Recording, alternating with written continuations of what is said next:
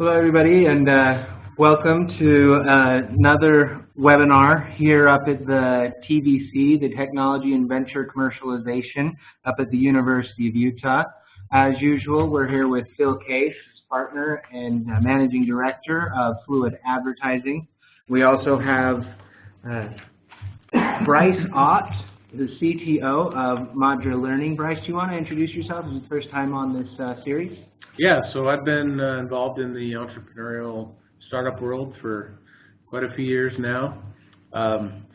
Most roles in the technology space, from development on up through CTO. And currently, Madra Learning is a technology education startup. Our customers are in higher education, and we provide a platform to improve student outcomes in difficult subjects. Fantastic. Thanks for being with us, Brent. Yeah, great to be here. We also have Spencer Walker, as well as Taylor Bench, representing the Technology and Venture Commercialization. Would you guys like to introduce yourselves as well? Sure. Thanks, Dustin. Spencer Walker, manager on the economic development team, and also manage the software development center. And Taylor? Yeah, director of the economic development team here, and looking forward to talking about the company that Bryce is with, Madra. They're actually one of the licensees of a technology that came out of the university, so we'll be using their company as a case study today. Fantastic. And then my name is Dustin Cederholm. I'll be your moderator, but mostly sharing the floor with the panelists here. The only person I didn't have introduced, Phil, do you want to just say a couple words about yourself? No, great to be here. Dustin and I have done many webinars together, and we're excited to have the third in our series with Taylor and Spencer, talking about how to, go from kind of concept to product and now product to customer. Fantastic.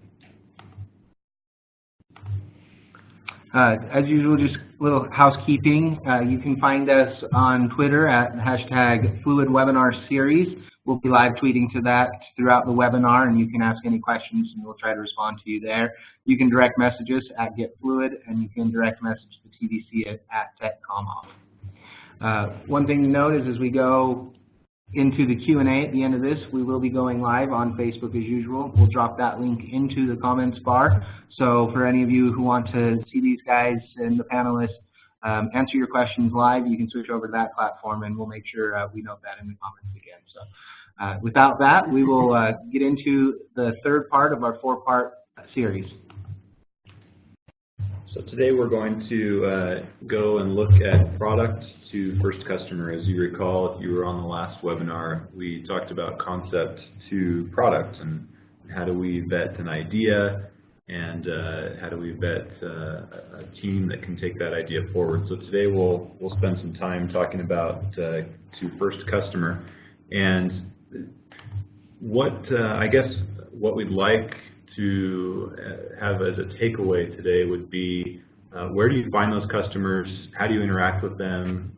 What kind of feedback are you getting from them to help develop your product further? And then how do you use them in a good way? How do you use them to find more customers? As we've talked about the business model canvas, I think, in all of the webinars so far, and this is kind of a screenshot. We haven't shown the canvas quite like this before, but the canvas really should be used multiple times. It could be daily or weekly, and we've talked about the right side of the canvas, and that right side is where we'll really continue to be even today, and that is it's customer facing, and it's tying a direct value proposition to a pain that a customer and customer segment might have.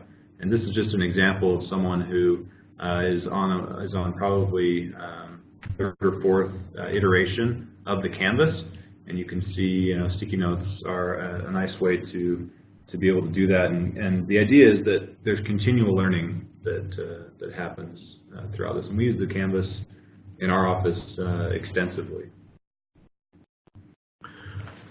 I just had one question, maybe while you're on that point, Spencer, and while we have Bryce here.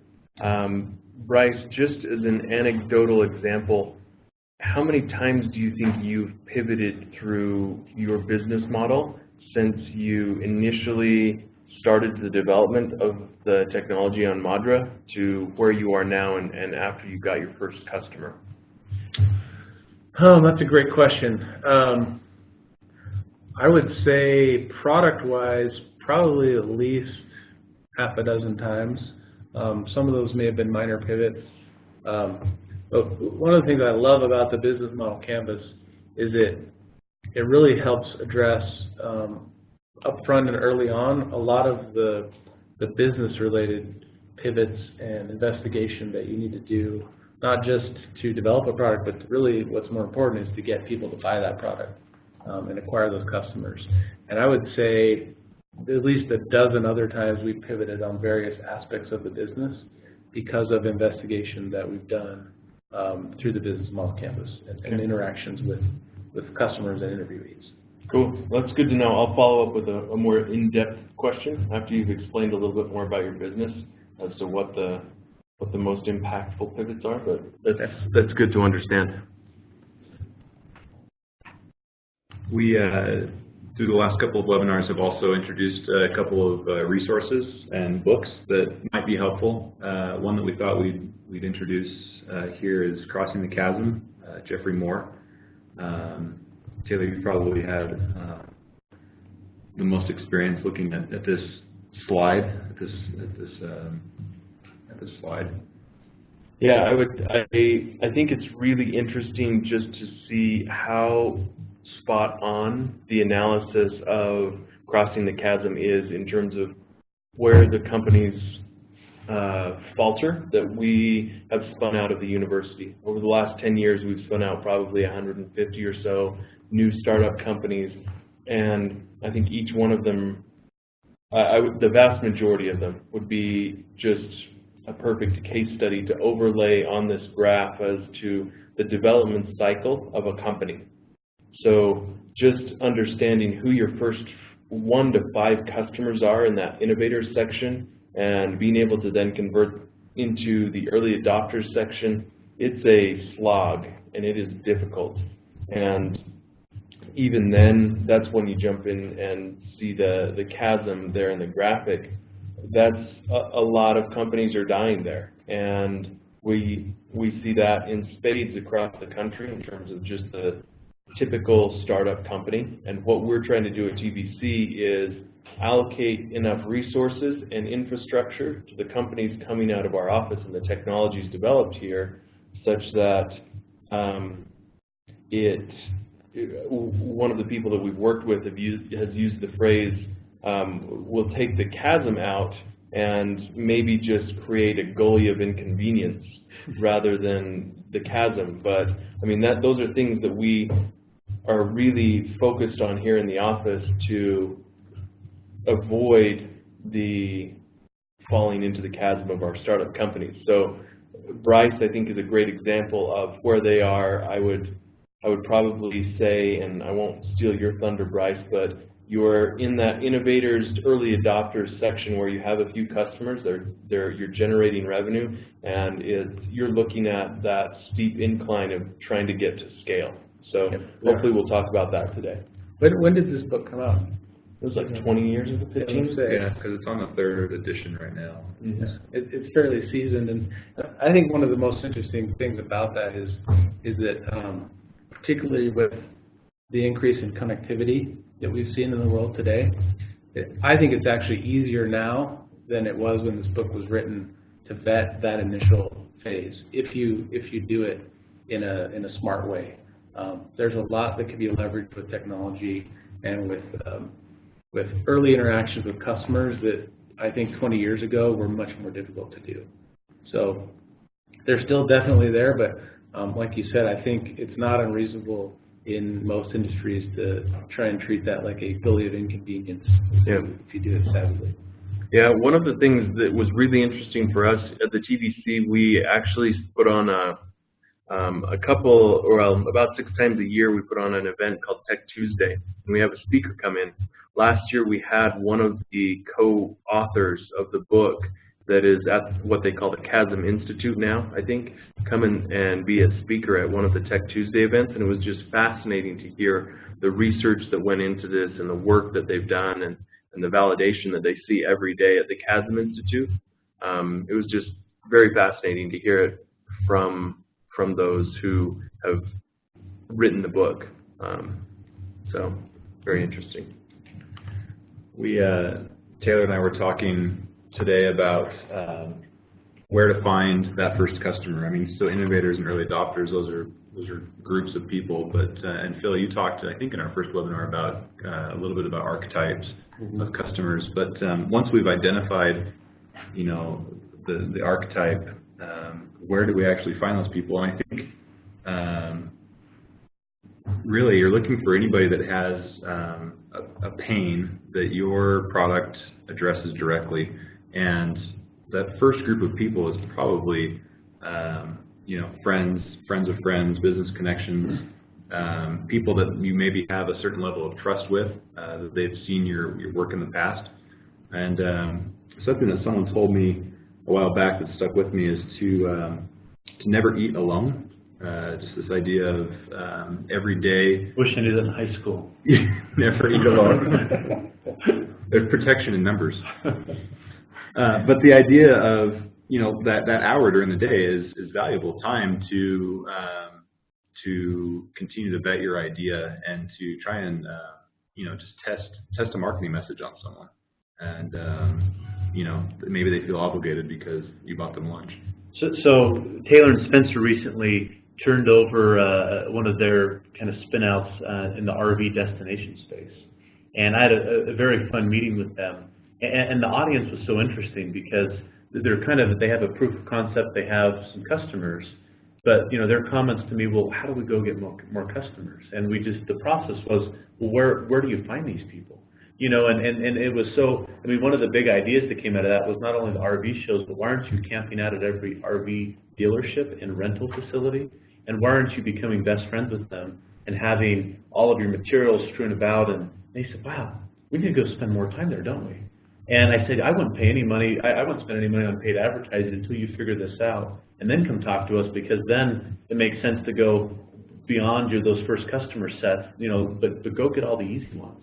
Yeah. You know, and figure out where these people congregate. And it's different for every company and product, but usually, you know, there's enough of an economy built out that you can find them. Whereas it's the right shows, it's at the right, you know, meeting locations. You know, if you're trying to meet your Pokemon Go people, you know, you're going to go to the gyms and work out with them, right? So go where the people are, and that's really the first message, and we'll talk about this, but beyond friends and family, where does your audience congregate, you know, either virtually or physically?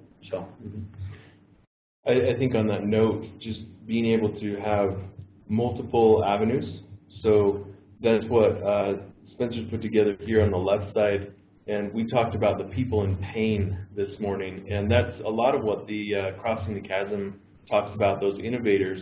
They are in such pain to solve a problem that they're willing to take a minimum viable product and start using it because it solves it solves their problem. It may only get them 80% of the way there, but they're willing, because they're in so much pain, to use something that isn't quite finished or isn't quite complete. It's not a whole product. But those are your innovators in terms of that crossing the chasm graph that we looked at before. And if you can get 5 of them, that's where you're going to start getting a lot of your input for further development. And maybe Bryce can touch on that in terms of what he's seen in his company. So let's say you can't find the perfect fit for that first customer, and you're going to your mom or your brother-in-law or your sister or someone that's very personally close to you. How do you tell whether or not they're giving you real feedback, or whether it's just what I kind of like to call the mom syndrome, where every mother thinks their child is beautiful, but they're not all going to win the baby pageant? How do you tell? I've actually thought about this a lot as we have gone out and pushed Madra with customers. How do you sift the real feedback from the not so valuable feedback?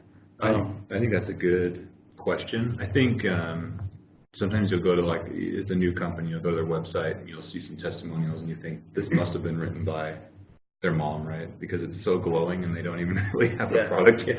Now, I can tell you from experience, having done this a lot of times, that you will almost never find the perfect first customer. Usually you're going to find, because you haven't figured out necessarily what your product needs to do to land that perfect customer. I don't think you really know your first perfect customer until you're out at friends and family. And you get a real person that's somewhat unconnected to you, that can give you real feedback and it can be candid. I mean, I think that's an important kind of threshold to cross. Yeah. I would throw out there too that the best, in my experience, the best criteria in determining real customer from not real customer is in the definition of that. Of actually paying you something. There you go. If you can take someone's money, they're invested in some sense in what you're doing. Even if you have to get creative in that, maybe you don't have a full product yet, and you're selling them as more of a service, or you say, hey, we'll build these features that you want. We'll work on getting these things that are important to you if you'll give us something up front. But as soon as someone opens their wallet, you know they're invested on some level. So to me, that's. Can you dive a little bit deeper into that, Bryce? Can you maybe share an experience or tell us in some of the companies that you've started, how do you rationalize saying, okay, I think I give $10,000 worth of value with my product, but my first customers, they probably won't pay that much. So then you say, okay, I'm going to discount my price, or what is it that you do to get them to pull the money out while not causing a problem down the road when you want to start charging the full price, or you want to start doing what you intended to do, but you have these initial customers that aren't fitting into your business model? What is it that you do to get those customers, and then how do you make it so they're not breaking your model? Yeah, that's a great question. I think up front, you spoke a minute ago when we were talking about the chasm to the slog, that is those first stages, the innovators and those early adopters. And it really is. I don't think I can emphasize enough how difficult it can be to get through those first stages. With Madra, we just had our 2-year anniversary. We spent probably 8 months to a year before we officially launched the company working on the concept and the product. And it feels like it's flown by, but I look at where we're at now, and it's certainly not where my wildest dreams hoped we would be after 2 years. But it's a slog. You have to fight through that sometimes. There are companies that have just the gold product that oftentimes can jump into the market and get traction very quickly. Most of them, 99.9%, are not like that. And so, to answer your question, how do you get those customers without, I guess, tainting future relationships? I think you just have to weigh that and be upfront. We try to be very upfront as I've worked with other people and say, look, here's where we're at. Here's the problem we think you have that you've expressed to us. Is that a big enough problem that you're willing to help us work towards the solution by helping us fund it up front? And sometimes they'll say no, sometimes they won't because it's a big enough problem. I think you just have to be brave and get out there and recognize that. And as things change, there may reach a point where you have to let those customers go, or they no longer fit within the model. But I think that'll happen naturally, in my experience. If you move away from what they really need, then they'll find a better solution anyways. And initially, I think you just have to go after what money you can get that'll help move you in the direction that you need to go. I like that. I think you mentioned something, that you sometimes have to let the customer go, and this funny little slide kind of shows aligning, your business goals and the goals of the customer, and hopefully at some point you can align those. But if you can't, maybe that's not the right customer for you, right? I mean, maybe it's time to stop investing in that relationship. Yeah, and let me speak briefly to maybe some ways that you can get creative about that. I work with technology companies primarily, and it's mostly software, and we will very often initially, we may not have a fully baked product yet, but we will initially engage in more of a service-based relationship. Where, in fact, that's how Madra was born. We started doing development work for someone here at the university that was building I would call it a product internally, but for their own use within their department. And we just did service-based work. We charged them for software development work. That evolved into a product that we then took and licensed, but we continued that relationship as long as it made sense. Basically with the premise that, hey, you know, whatever funding you guys can give us to continue development, that's going back into the product that's going to benefit you. And I think we'll talk a little more in a minute about how that business model evolved for us.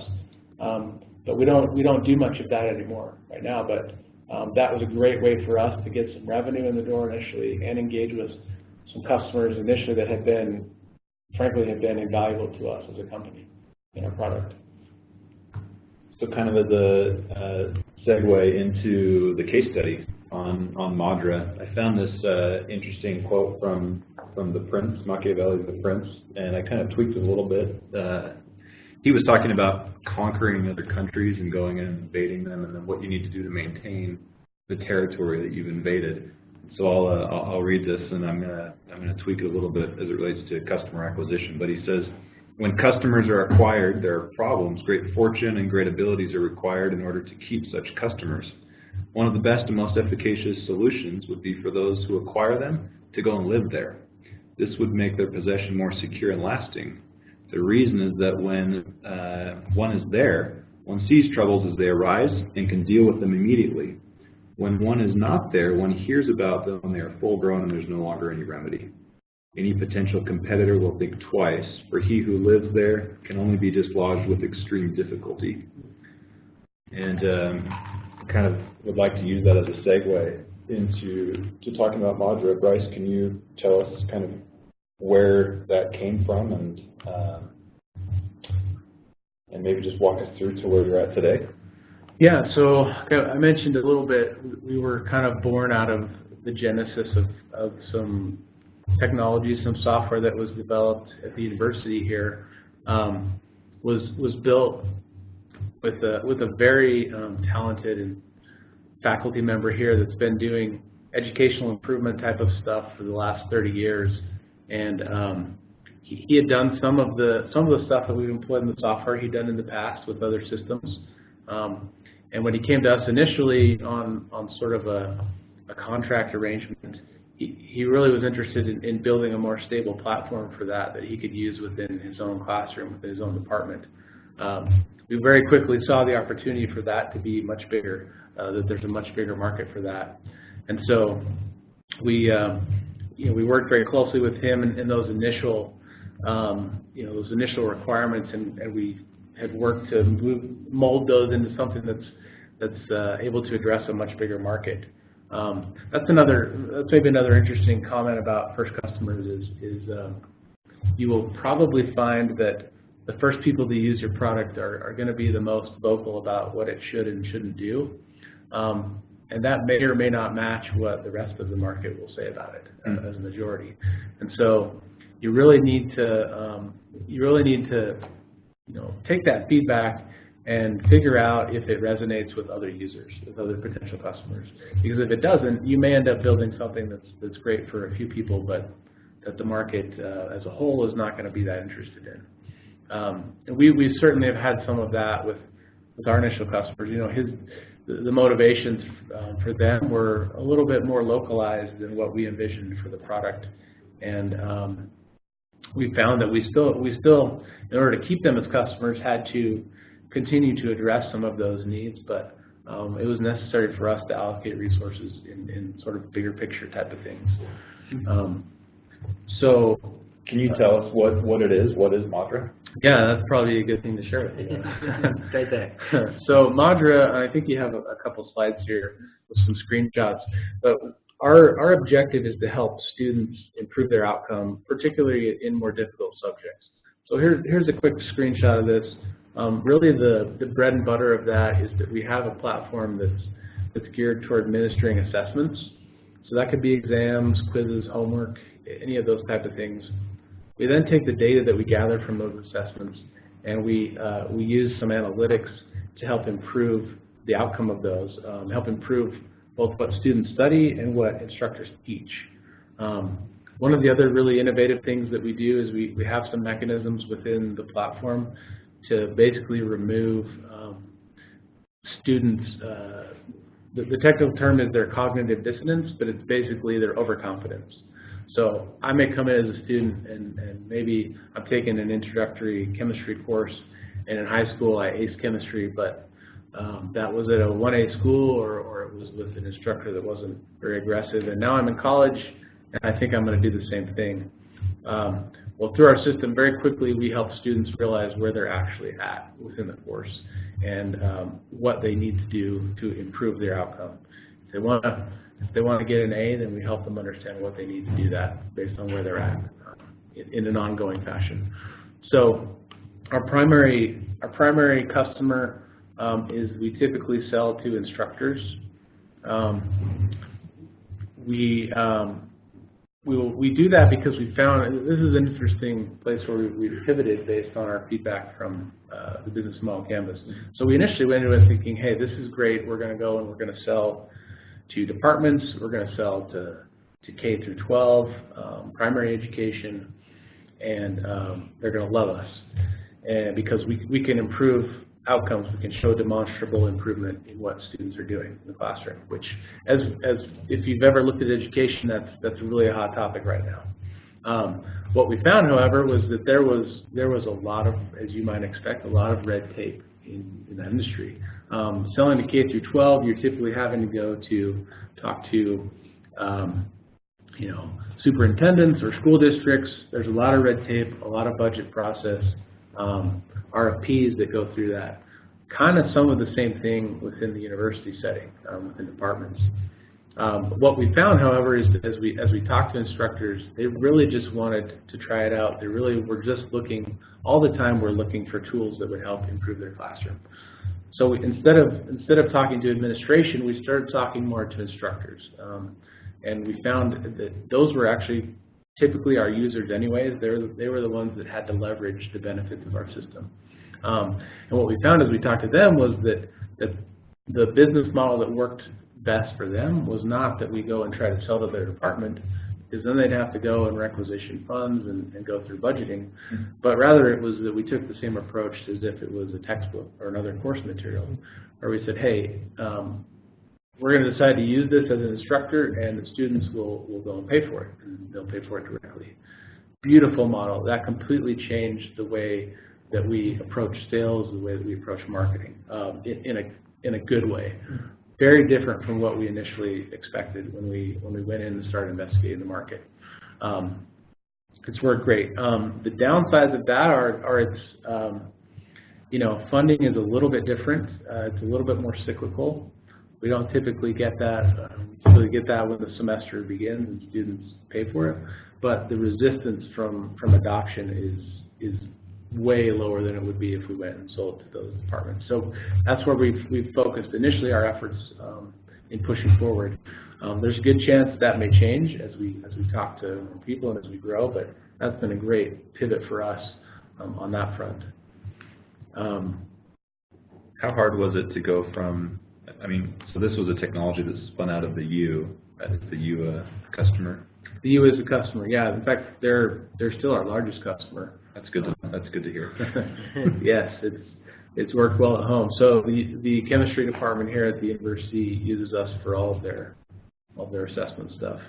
Kind of along the same vein of that business model change was also our value proposition changed a bit, because we found that there's still a lot of instructors that they use Scantrons. They don't care about digital assessments really. And initially our focus was, because we needed that data from the assessments, we really kind of branded ourselves as an assessment company. Well, there's a fair amount of competition there, and in fact there's several companies that do assessments better than we do because they've been doing it longer, and they're more to scale. But they don't offer the same value proposition where our real goal is to improve the outcomes. And so we found that what resonated with these instructors was not, hey, I can make you giving your exams and your quizzes easier, because they already were easy enough for them. What resonated with them was hey, we have a solution that'll improve your outcomes and it's more content based. So a lot of them, they were charging their students were paying for homework systems that would accompany their textbooks. We found that if we came in with the message of, hey, we can replace your homework system with something better, or we can augment it with something better that will help you leverage that content for better outcomes. That's where it started to resonate, and that's fit well with what I described in the business model of it being like a textbook. In the hard sciences, we found in the market that people are used to that. They're used to that model where they buy a homework system for their students. So I think until you get out and you really start to talk to people, your ideas of what may work are probably going to be very different from what actually does. But until you get out in the market and find that out, it's anybody's guess. Tell us more about what that means. What did you have to do? What activities did you do to make that pivot such that your value proposition now was purchasable by your customers? Like what activities did you do to find that out? To find it out, the most important activity was we just started talking to people. So we went through and found a list of chemistry instructors. We started close to home, locally, said what are all the universities. I don't know if I mentioned that our initial niche is in chemistry, general chemistry. So we said, what are all the universities here within the state that teach general chemistry? Let's go talk to them. We sent out just some cold calls and some emails and said, hey, we have a technology that came out of the university here, and we'd like to get your feedback on it. We just asked them questions and listened. We said, what makes sense from a value standpoint? Is there anything here that would be of value to you in your classroom? Do you care about improving outcomes? What type of students do you have? Are they overconfident? Are they struggling in certain things? Do you know what they're struggling in? When during the semester do you figure out kind of that breakdown of which students are likely going to fail, which aren't? And we found that there were a lot of ways that we could improve those outcomes for people. We also asked them, how do you find products that improve for you in the classroom? I'd say that's one of the other hugely beneficial things we found of talking to people is they were very open with us about the competition, about what the competition was doing and what they liked and didn't like about it. Hugely beneficial to our business model because we were able to see why they didn't like or why they did like other products that would compete with us. And I don't know that all industries are going to be the same as education. But in education, there's a high level of altruism, I guess. They really want, most instructors really want their students to learn. They want those outcomes to be better. And so they were very open with us and saying, hey, we don't like product X because it does this. It doesn't serve our needs. Did you get any false signals from the market as you were building that product? I'm sure we did. In fact, I'm trying to think what specifically there were. So one of the things that initially we thought would be good around the model was if we could leverage the instructors for getting the content or some of the content, almost like a crowdsourcing, that there would be some incentive for them to want, or we could incentivize them further by giving them some type of kickback or motivation or free service in the product. So we kind of started building this idea and this model around how we could offer commissions or some other type of kickback to these instructors. What we found as we started to go out and try and do that is there was almost an abhorrence to that. That it was like a big conflict of interest / they didn't want to touch that because they viewed it as something negative within the industry. And so we stepped back from that and said, okay, what motivates them to add content? Well, we didn't really have to do a lot. They were already motivated by seeing the outcomes. So that changed our model quite a bit, and we had to be very careful to to quickly change the way that we talked about that, because it was almost like people didn't want to talk to us when we suggested that we might compensate them in some way, even if it was with additional free services or something like that. It just didn't resonate in that market, which was surprising to me. I think these are great lessons learned, and it's more real, right, when it comes from someone who's actually, I mean, this isn't a theory, we're talking about an actual company. So thanks, Bryce. Yeah, you just have to get out there and talk to people. I think that's really the only way to slog through that. How do people find out more about Madra? You can visit our website. It's madralearning.com. I don't know if you guys publish these slides, but my email's also in there, bryce@madralearning.com. I'm very happy to answer any questions. If anyone would like to follow up with me, just reach out. And we'll include this whole recording on the website, and we'll send it out in a recap email for all the registrants as well. So we'll include Bryce's information in that as well. So we want to take a few minutes and just quickly be sensitive to finishing the webinar, but wanted just to touch on how do you actually build a brand, how do you build a story, and so talking about going to first customers, we want to talk about kind of the softer side, not the programming functionality, but how do you make it sound good and spin in such a way that people begin to respond and say, oh yeah, that sounds like what I need. And so you'll find that with Fluid, we're not the hardcore feature benefit developers and do the functionality, but when it comes to gaining actual customers that will pay you, that you can sell, that's kind of the secret sauce we want to walk through for a moment. Okay. So with that, as we talk about building a brand, I love this quote that today's consumer, they have an abundance of choice, and yet they yearn for experiences. They're not just attracted to products, but they're attracted to a narrative. And so it's incumbent on any rapidly growing business to have a story.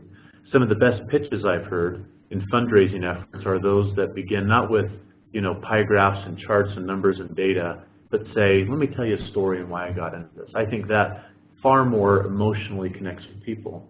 And when you can't do that face-to-face when you're acquiring customers, you got to make sure that your story is told in other ways. And so first and foremost, those individuals that you're looking to have be your customers, they're drawn to you in this overcrowded market of too many products and services and technology. They're drawn to you when there's a compelling story. So we want to talk a little bit about how we tell that story. We won't spend too much time on this, but Simon Sinek, who has written Start With Why and Leaders Eat Last and has lectured on TED Talks on many occasions, has an excellent book on this. I think it's important for every company, especially as you start out and go to market, to understand what your why is and why you do what you do before you try to define to the market how you do it and what you're actually doing. And when you start with why, everything else tends to fall into place. And that passion that you have as a founder and as a principal pushing things along comes through and shines out, and people are attracted to that. And that really becomes kind of the basis and crux of the story you tell. As we talk about a brand and the elements of a brand is not a logo. A brand is not a pithy statement and a tagline. A brand is an emotional connection that you make with another human being or they make with your product or service. And so it's important that as we talk about branding, what composes a brand is first and foremost that story and message, what makes you unique. The visual elements, photography, layout, etc., the personality, as well as your actual product and service, all of that together is what we call a brand, which, at the end of the day, it's how you emotionally connect with that individual your product does. So as we think about,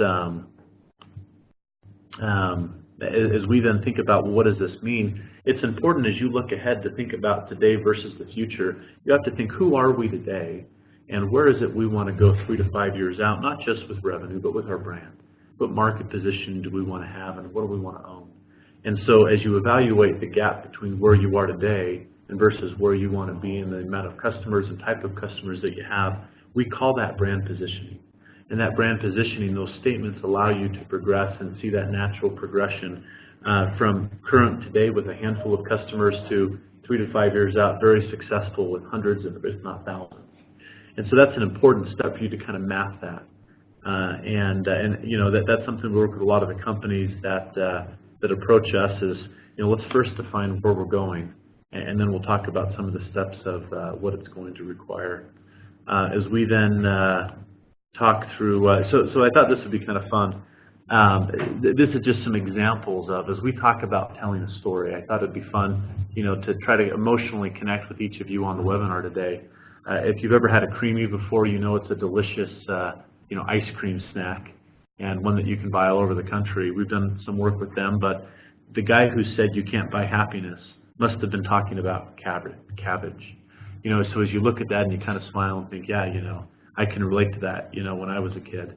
Or this here, this is to, this was for the Radisson Hotel in the Salt Lake area, and they have a burger that is a pound of meat with, if you open it up, there's cheese and sauce stuffed inside as well. And it's amazing. They call it the Canyon Challenge, and I love this. Eating this will leave you with the same sentiments of those who just finished their first marathon. Pride, satisfaction, the overwhelming feeling that you might throw up. And so these types of statements, people look at that and they kind of smile and there's some humor, but then they, maybe they feel challenged and it connects with them. I'll just go through a couple of others just here briefly. This here is for a recreational outdoor products company that we've worked with, sold an REI, and you can see that there's a slight product here on the left, but you look at this picture, and the line here is, you wanted somewhere with an outdoor pool, wish granted. And then this next one that follows up on that campaign, you look at this and think, wow, how cool would that be to find that place? And the payoff is stay in a 5,000-star hotel. And so you look at these and you begin to think, wow, that's what it means to tell a story. That's what it means to have the narrative that attracts people. And not that you have to do it in the form of an ad, but that's the emotion that we're trying to convey. So Phil, can I ask you a question about brand as it relates to Madra? Yeah. Maybe some free advice. What you've seen a little bit of what Madra has and what they're offering. What as far as creating the emotional connection, what could you speak to on that? I think what's important, especially with Madra or any type of software company, is you kind of have to create emotion in two levels, both to those that you sell into, on a broader level, and get their organizational institution support as well as the student. Students got to come in, and for them it's, oh, here's a tool that I've been given, and it just needs to feel easy. It needs to be intuitive. I can tell you that's hard to do when they're taking an exam. It is. But no, it absolutely is, and eventually over time you figure out how to do that better and better. That you just have this great user experience, and not that you can control their emotions, but you can at least just make it simple. You can make it so as they're learning, and the software platform, the play that you're providing behind the scenes is just naturally helping them get to the next step. But more importantly, so there's a story to tell there. But the bigger story is how you pitch, present, sell, Madra into, institutions and kind of from a higher buying level. And I think what's important is at this point, you can tell the story of why Madra came about. But I think the story to probably tell is the successes you've seen, that as you progress over time, that you can tell the story of, here's a typical university or institution or, educational, and this is what their experience was. And here's what the frustrations they have with the old way of doing things, and enter Madra, and we were able to, and so the focus isn't so much on Madra, on you and the software, the focus is how you were able to transform that testing, learning, and adapt that experience for the students. And I think if you tell the story in that context, that in that hero's journey, you're not the hero as Madra. The hero's them, the institution, the individual making the decision to buy and implement this out, throughout their organizations. But you're there as the trusted advisor. You're there as the individual that's gone before, has tested and proven this, and you're saying, look at the future we could have together and a better experience. I think that's the story you want to tell, and you do it kind of in their eyes, in their context, from their vantage point. Question I have on that, just following up on that. So I think of companies that have pushed their brand throughout the company, the culture, you just see it. So you read a Groupon description of a product, and you can picture the person who wrote that. You know what's going on in that company. How can a company like Madra or another startup in that stage start that process of building that culture with their customers? I mean, I don't know if I should think that a test should have the same type of copy as a Groupon ad, but I mean, if I'm taking a test and I see a little bit of that culture of the company come out, that may do it. But how do you start that vision of pushing that brand and that culture throughout a company? It's interesting. I was reading an article the other day, and I think it made a good point. They said culture just doesn't happen. It's not a melding pot of everyone that works there. It's not just every team member that joins changes the culture. Culture is a decision, and it's from the top down, and you have to make the choice as a founder to say, what type of culture are we defining? The first day Salesforce, wrote up their articles and, became a real company. They simultaneously created a nonprofit entity and committed that they would devote X percentage of revenue every year to support what they were passionate about and what their employees cared about. And that just bought the largest building in San Francisco, right? That nonprofit should be happy too, I hope. well, and that's kind of the point. I mean, from day one, they said, we're going to do something great here. Now, granted, Mark Benioff, it wasn't his first rodeo, but he intentionally went in and defined brand and culture and saw them as somewhat similar. Now, what I would say is when you think about the experience you're trying to give as a brand, anytime, whether it's through email or web or in person or through the software itself that somebody has with Madra, you want to think about, okay, how will they feel? What are the practical and emotional benefits they'll glean from using our software? So you think about that experience, but then you have to translate that to your internal company and culture, and you have to think about, how does this look employee-wise? Because if you don't, you're not authentic. You're trying to be something, but it's not aligning with internal. And I promise that by the time they talk to and meet real humans, that are associated with Madra, and if it's out of whack and out of balance, and if they don't feel like what you're saying aligns with, what you're trying to, portray yourself as, I think they can sense that. As a quick example, you look at Ken Garff and their billboards, and we all get annoyed along I-15 by seeing them, but those billboards are more for their employees than they are for us. And they're reminding their sales team, and that's in sincerity. We've known them from the ground up as they've launched that campaign. If the sales team isn't bought into it, and they did so much training, spent hundreds of thousands of dollars to get the sales team to listen first, and if they're not continually reminded, then you keep hearing, we hear you walk into a Ken Garff dealership, and the second they're not listening, you say this is just a farce and leave. And so you got to have that consistency. So hopefully that kind of answers some of those questions. I'm going to keep moving a little bit for time's sake. I want to wrap up here in the next couple of minutes. We'll just lightly touch on this as we start to think about the marketing technology roadmap, and you'll have these slides, so I won't go into all of them, but one thing that we've tried to kind of show at Fluid is that you don't have to embrace and do everything at once. Of course, you should start with a website, but then as you get into it, do you need a full-blown marketing automation platform? As you're still trying to grapple with first customers? Probably not. But it's good to get an email service provider in like a MailChimp. Do you need expensive web analytics to begin with? Probably not. Google Analytics will do. And so it's to say, where do you need to start? And with technology, what's kind of the minimum? And then where do we progress into? In terms of the technology, the go-to-market, how do we measure results? How do we test for conversion, et cetera? And we'll talk a little bit more about this.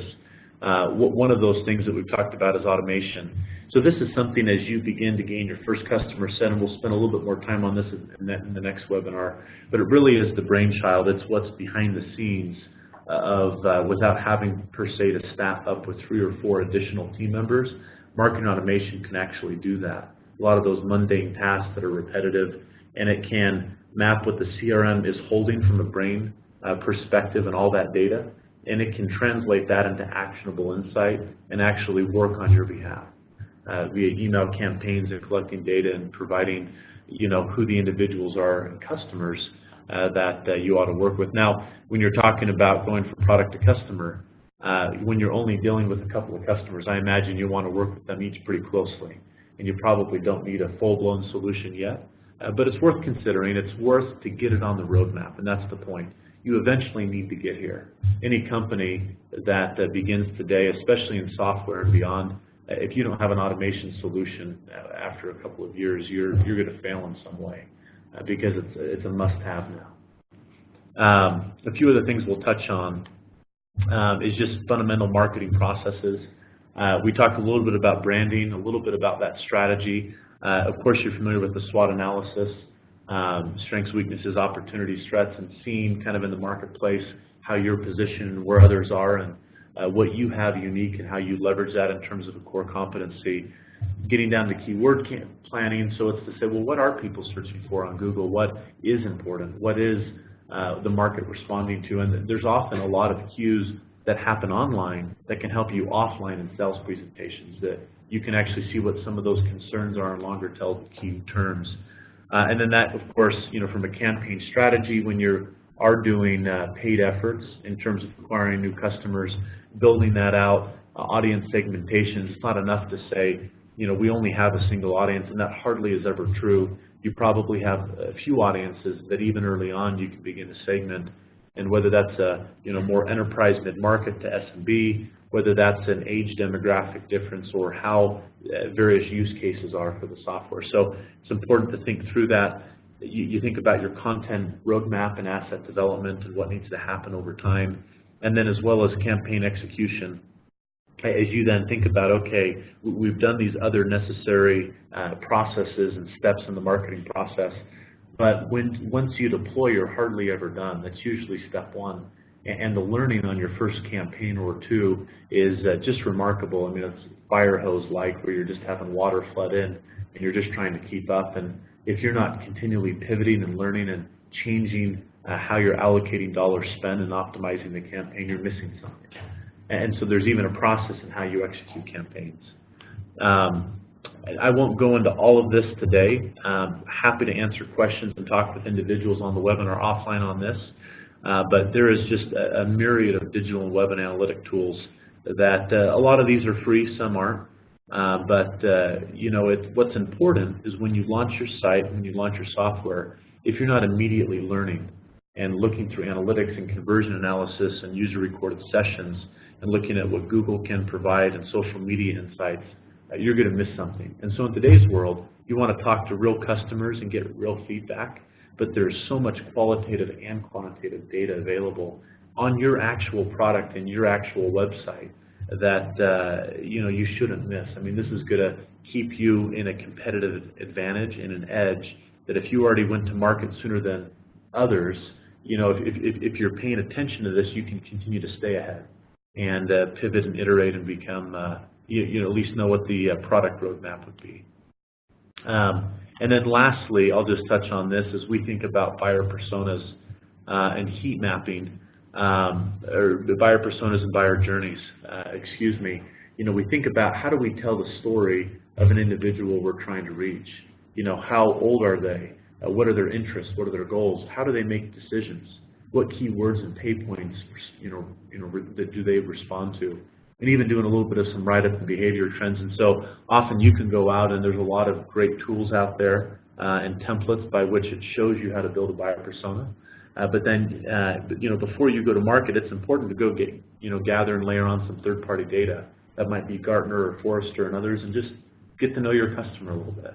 And then as you have done that, that then kind of dovetails as you think about the sales funnel and progressing them along.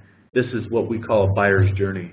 So what is the customer doing, thinking, feeling, and experiencing along each step of the way as they investigate, as they discover, as they consider, and then make a decision to buy and beyond. And so it's important that as you grow up, so to speak, over time from first customer to even more customers, you're learning and you're figuring out what people are responding to, and then you're able to build a content map and journey in the future to know, okay, next, as we are able to scale this, what does this look like along each step of the way, and making sure that you have both interactive tools and resources and presentations and content along those lines. So a lot of probably too much, and I apologize for going a little quickly, but a lot of great tools here that we're happy to provide to this audience as well, that you can probably do some research and find online. But as we think about your first customers, you got to define who they are. You then learn, and then you pivot and you redefine who they are, and then map the appropriate content map the brand and the story and, how you're going to connect with them emotionally. And again, from a marketing plan development and beyond, other good tools that you can access. Dustin, anything you want to add along these lines? No, I think you've mostly touched on it. I definitely think that there are a lot of initial stages that you want to, and I did want to come back to, we talked about SWOT, and we previously talked about it in the last webinar. I just feel like it's something that people write down and then they file away somewhere, and they never really look at it. And as we talked about culture, how does that actually permeate into your culture if you're not really paying attention to it, if you're not really understanding who your competitors are, who your different segments are, things of that nature. And so I look at that document as a true roadmap for the rest of your business and something you should be coming back to after your first quarter, after your first year, over and over, and see if your company hasn't changed due to market conditions or insights from consumers, or if you are still on the same path and you just need to make sure that that kind of sentiment is still being perpetuated within your organization. And one thing we'll do for our next webinar, there was a lot that we went through today, but we'll do a little bit of a deeper dive into a lot of these in terms of, now that you've built the foundation, what are some of the steps to begin to grow and then accelerate that growth? And we'll talk through how to revisit some of these processes and, kind of build on where you began and, take these learnings and group them together and, collect some key insights. So here's a question, Phil, from more of the founder's perspective. I feel like working in a startup is like, it's like a fire hose. It's not a fire hose in a lot of ways, but I feel like I'm constantly, as a founder, trying to juggle priorities. And I recognize, most of what you've gone through is the stuff that's crossed my mind that I need to do at some point within my company. But I also have explored some of that and found that, and it's a balancing act sometimes to decide when to hand that off to someone else and when someone on my founding team needs to still be involved in that, because we just don't know yet as a company what the right decisions are there, and it's very difficult without having your finger on the pulse to gauge where that's going. So, in a more general sense, what are your recommendations as a founder? How do I decide when it's time to hand some of that off, and when do I need to keep it in-house? And what are some criteria for making that decision? Well, and I'll answer it this way too. I am such a believer in sales before marketing. It's good to market, and it's good to have a story, but it does take time. Sometimes you're just kind of fudging it and making it up as you go and trying to get it right, and eventually kind of polish that a little bit. But before I would hire a marketing person, I hired a sales guy. And so as a founder, it's to say, well, I have somebody selling for me. Not that you have to hire somebody to do that, but as you begin to scale, think about, well, what's going to grow my business and gain first set of customers. But then you get to the point that you say, okay, we can't just keep going out to do one-offs. And where marketing comes in is allows you to look appropriately in the market to say, how do we support the sales team, but then ultimately how do we create awareness and brand and positioning and market share and kind of get beyond that and get a little bit more sophisticated. I like to think that, it's like, the sales comes first as, the brother that's kind of anxious and, starts running and, is making efforts and strides and progress. But then the smart sister comes along, which is marketing, that kind of helps architect and mastermind what the future is going to hold as well.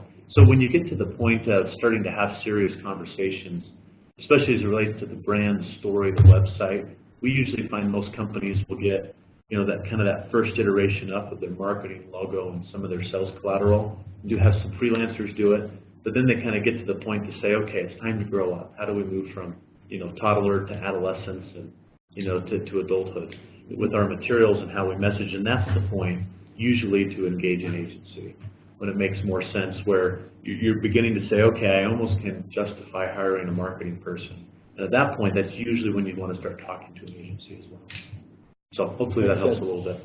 Makes sense, yep. I think we might do a little bit of some Q&A here in a moment.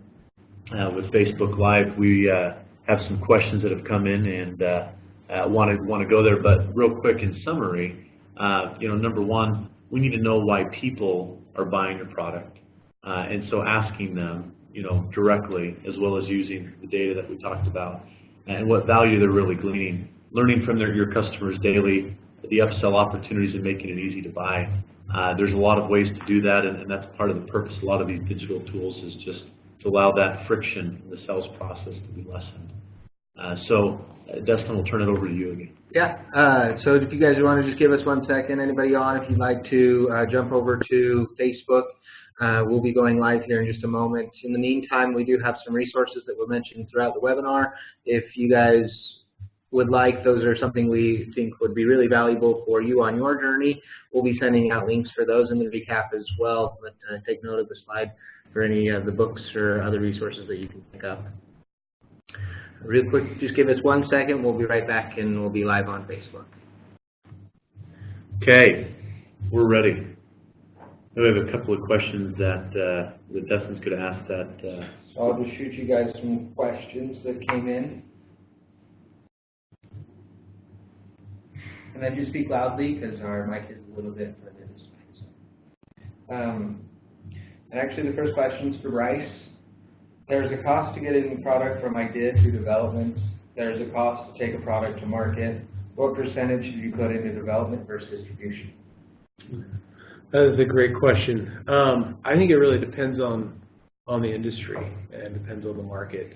So that's probably a difficult question to answer without having some more context. Let me try and speak to what we did with Madra.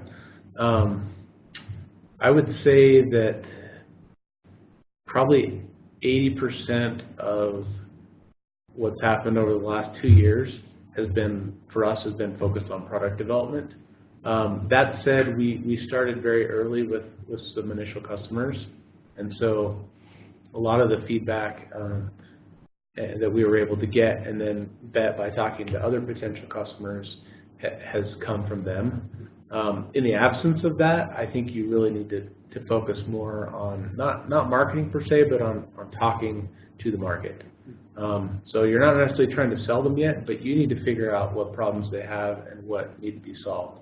Because if you build a product that doesn't fit that, it's wasted money.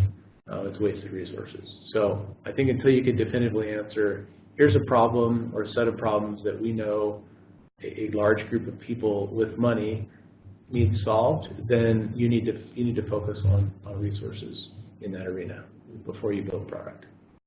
Great idea. The next question I think is for the general panel. Question is, what happens if you start with one unique proposition and go to market? How hard is it to pivot after you learn from the market? It's harder not to pivot because you end up failing eventually. And I think you just have to have the mindset to know that you will pivot, and so be prepared for that. Don't have everything emblazoned on every logo, billboard, building. I think you just want to be careful to know that we're going to adapt and change, and just be flexible and be prepared to be able to do that. And I think as you get feedback from the market, that's helping to legitimize your product offering. And so if you're giving them more of what they want, then that's a good thing. It's kind of a question for Madras and TVC. How did Madras contact TVC, and how did you come to build a contract? So initially, my business partner and I, my co-founder, we engaged with the TVC just in an investigative manner. We came in and knew that there were good technologies that came out of the university, and really just started to investigate those. That's how it started. We have a very lengthy background in technology, particularly in software, and so we kind of started engaging on some smaller projects with them, helping meet some software needs at the TVC. That's actually where Madra, where we were introduced to the project. So we started in that role, and then very quickly recognized that there was some great potential for it to be a company and a product. So. At TVC, we're constantly looking for talented people to come in and help take technologies to market, and so that's where we spend a lot of time, is trying to identify those people who are willing to come in and help get a new technology out to market. And so that's where we were able to work with Bryce as a partner to say, hey, here's a new technology, and they found an interest, chemistry worked, and so chemistry. Yeah, I'll throw out there too. I've worked with 3 or 4. That was cool. I like that. Yeah. We've worked with 3 or 4 other venture commercialization offices, and I will say that the University of Utah by far has been the best to work with, not just from a person standpoint, but they have kind of grasped onto this idea that technologies are going to be more successful if they can get them closer to commercialization before they license them. And so I've found that what they offer is a process and technologies that are more, frankly, much better than what I've found elsewhere. Stop it, more. Stop it. And plus they invited you on the webinar today. Right. You gotta say that. And actually, that's a good segue into our next question. The question is, I started my company and now I have a few customers that keep me sustainable. I get a lot of my new clients from referrals. How important is it to have a marketing component when I have a referral-based industry? I would say you kind of soundly gave TVC a referral. Maybe you guys can talk to when is it ready to, maybe go more outward into the market than just might be network. I'd say that's a good sign that you'll have success if you go to market. If people are referring you, then probably means you have something that's a good product. So you'll probably find some good fruits. Yeah, I would say make an assessment as to your scalability of both the model and your infrastructure. If you're based on referral and you have you're self-sustaining, that's fantastic. Sometimes if you want to grow, you have to change your model or you have to change something that you're doing in your business to be able to say, okay, I'm ready for 1,000 customers rather than 100 or 50, because I can manage those. And that's, the TVC has done that over the last few years. We've had to change our process to get systems and processes in place that will allow us to do more volume of that value creation. I would say that's the same for any company. Make sure that you can create the value that you want as a standard before you start saying, I want to 10 times my customer base. I don't know, are there other? I would agree with that. The next question is for Madras, but I think the whole panel can answer. We are looking at creating a website and building sales collaterals. What assets have you found most useful for moving your product into the market? Definitely a website. There's, the digital world is by and far, I would say, the most cost-effective. So definitely a website. Even if you go outside the digital world, like maybe you're visiting some conferences or you're talking to some groups, they're going to want to come and visit your website, and it just adds legitimacy. So I would say that's the first thing you should focus on until you have that. And then the rest, I think, depends on the market and who you're trying to reach. One of the best ways to know what you should be creating first is after your website's launched, go talk to whoever's selling your product and say, what is it you need to be successful? And usually that's a pitch deck, usually that's a one-pager. I mean, there's a couple of things that you just need to have out of the gate, and they're often the best judge of what those are and what type of content you should have on. I think one last question, and this is more generated for the TVC, but the question is just how many clients have you helped, and are there industries you work with better than others? So we get about 250 new inventions a year that are disclosed to our office, but we have to take through that vetting and validation and development process that we run. So as we take that down the funnel, we will start up about somewhere between 10 and 20 companies per year. We've been doing that for about the last 10 years. And then we'll license technologies to established companies like a GE or a Conoco or whoever it is. We do that about 40 to 60 times per year. So that's kind of our pipeline. And now I've forgotten the second part of the question. What industries? Oh, right, industries. So about 50% of our technologies are in the healthcare space. About 30 to 40 are in the engineering and software space. The remaining is broad across every department on campus. So you think about a university, what do they teach, what are the departments?